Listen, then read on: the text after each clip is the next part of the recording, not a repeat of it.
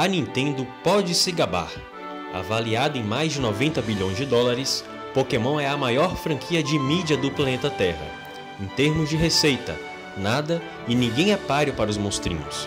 E isso inclui concorrentes como Star Wars, Mickey Mouse, o próprio Super Mario e tudo mais o que você possa imaginar. O sucesso de Pokémon o eleva à seleta categoria de fenômeno do entretenimento, mas o início não foi bem assim. Com perdão do trocadilho, Pokémon começou bem pocket.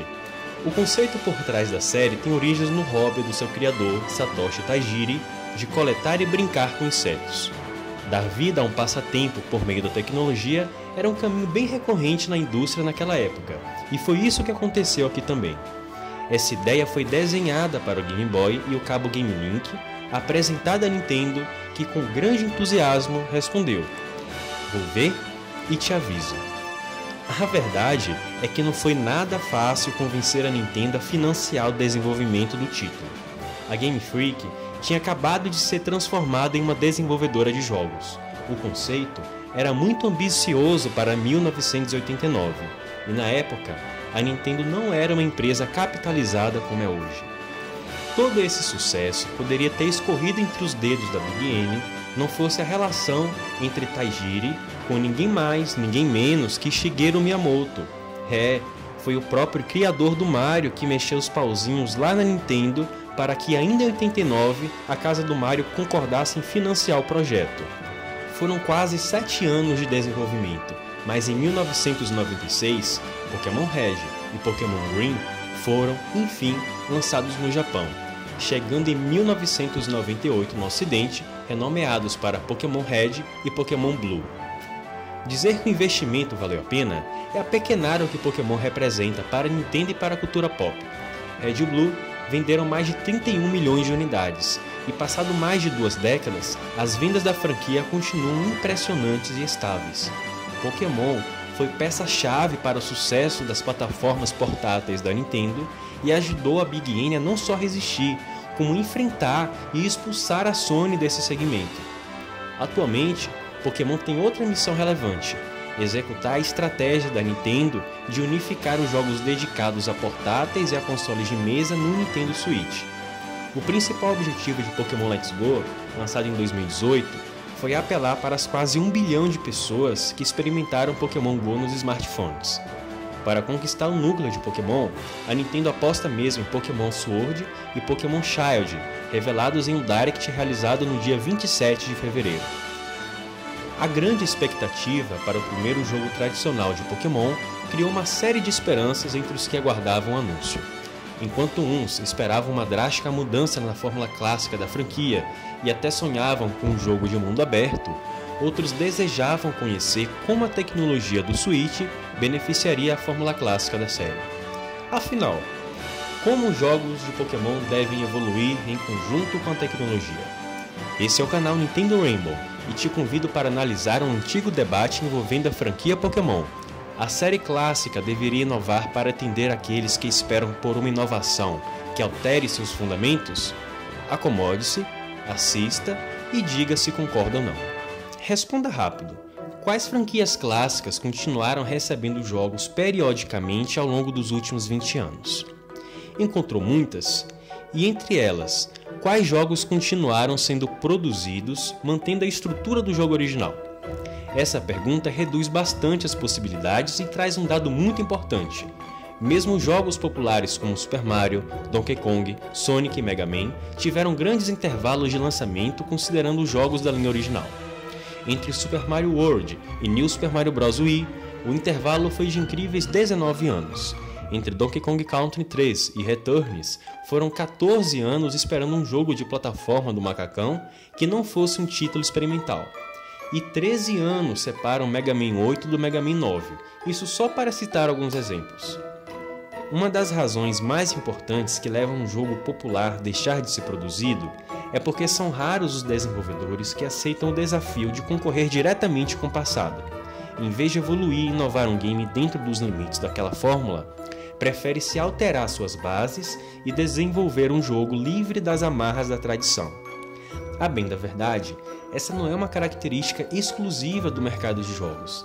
a literatura, a música e a pintura também têm seus movimentos de rompimento com os estilos anteriores. Pense assim, se você é um compositor de música instrumental, seria mais fácil obter sucesso em um gênero novo ou competindo dentro do mesmo gênero de Mozart ou Beethoven.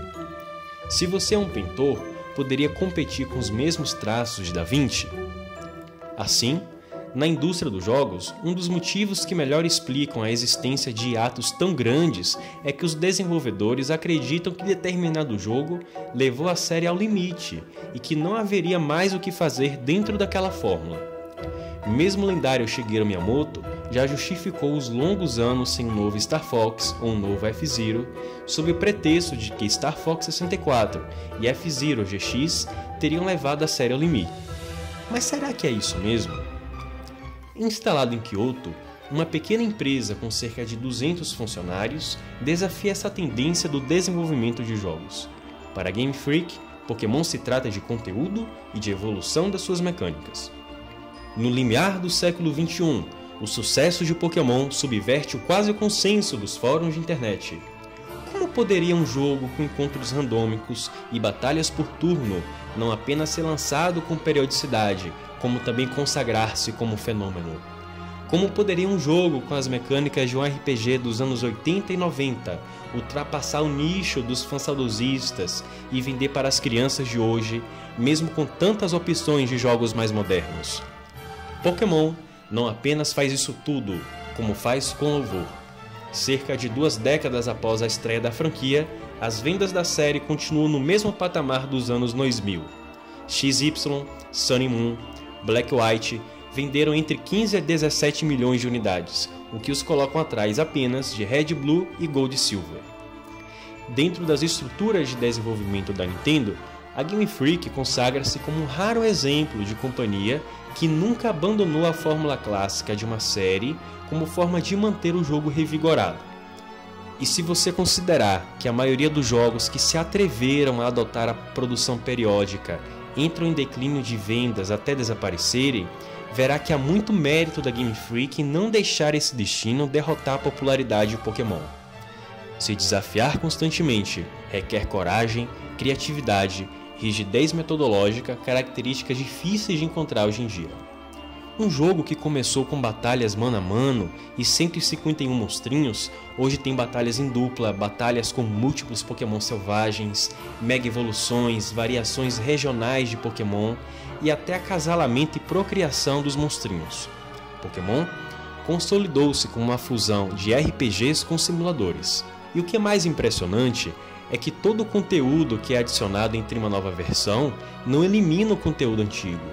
A inclusão de monstros inéditos existe em paralelo a centenas de Pokémons das versões anteriores. Já imaginou um Mario com todos os power-ups de todos os jogos antigos? É esse o tamanho do conteúdo incomparável de Pokémon atualmente, e a cada novo jogo, a Game Freak se dedica a construir uma região inteiramente nova, com sua geografia, origem e lendas particulares. Novos Pokémon são adicionados, as animações são aprimoradas e as mecânicas de combate são refinadas. Pokémon tem utilizado a evolução tecnológica para inovar de acordo com a estrutura da série. E aqui, chegamos à questão central do vídeo, já com as premissas da nossa opinião. Pokémon poderia mudar a sua fórmula para um Adventure ou mesmo um jogo de mundo aberto e preservar o seu conteúdo? Quando a tecnologia permite a criação de novas formas de estética, há quem grite aos 4 ventos que o novo gênero é uma evolução natural do estilo anterior. Essa ideia foi vendida à exaustão nos anos 90 e serviu de desculpa para interromper a série Super Mario Bros., porque Super Mario 64 seria a sua evolução natural, ou para limitar a fórmula clássica de Zelda e Castlevania a portáteis, porque o público hardcore de consoles viam jogos 2D como jogos ultrapassados. Isso francamente tem o mesmo sentido de acreditar que Selena Gomez ou Alok são evoluções de Mozart ou Beethoven só porque no século XVII não existia música sintetizada. A diferença em ambos os casos é de estética. Um Adventure 3D de Pokémon, ou mesmo um jogo de mundo aberto, seria bem-vindo, mas ele não pode ser entendido como evolução da fórmula clássica, especialmente porque temos poucas razões para acreditar que esse jogo poderá transpor, de modo perfeito e acabado, os elementos de RPG e de simulação. Pare para pensar. Qual jogo de aventura permite que você controle centenas de monstros, cada um com suas habilidades, movimentações e físicas peculiares? Super Mario Odyssey, desenvolvido por mais de 4 anos pelo time mais habilidoso da Nintendo, tem cerca de 55 transformações do Mario, boa parte delas limitadas a uma região específica do cenário ou pelo tempo. Breath of the Wild, que é o maior parâmetro de liberdade física e química no jogo, não chega nem perto de apresentar tantas opções de gameplay como aquelas que seriam decorrentes de centenas de pokémons controláveis. Na verdade, o jogo sequer explora a jogabilidade subaquática que era um padrão nos últimos Zeldas. Em Skyrim, basta a singela inclusão da montaria a cavalo para a física do jogo ser posta em xeque e apresentar as reações mais inusitadas possíveis. Como poderia então Pokémon se transformar em um jogo de mundo aberto e preservar a integridade de seu conteúdo que vai se aproximar ou ultrapassar dos 900 monstrinhos? Os melhores jogos da atualidade, que ficam 5, 6 e até 7 anos em desenvolvimento, não passam nem perto de oferecer uma experiência assim. A dura resposta é que o conteúdo de Pokémon é inconciliável com uma mudança de estilo nessas proporções. Os encontros randômicos e as batalhas por turno não só são bem-vindas, como são necessárias para a franquia se preservar ao longo do tempo.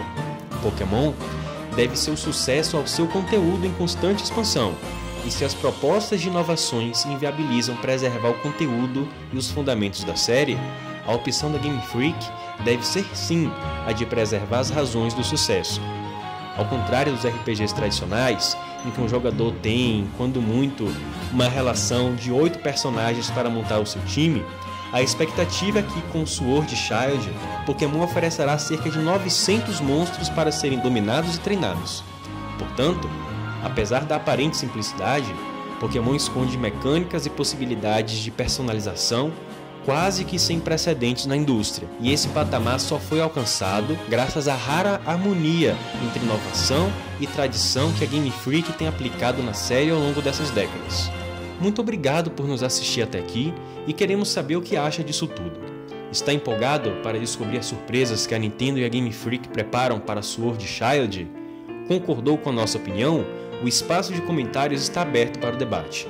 Mesmo que nossos argumentos não te convencerem, espero que esse vídeo tenha feito você refletir sobre alguma coisa que não tenha considerado sobre os jogos da franquia e sobre as habilidades da Game Freak. Se gostou do nosso vídeo, lembre-se de dar o seu joinha e fazer sua inscrição, pois são muito importantes para o nosso crescimento. Mas só se você quiser. Muito obrigado e nos vemos em Galar.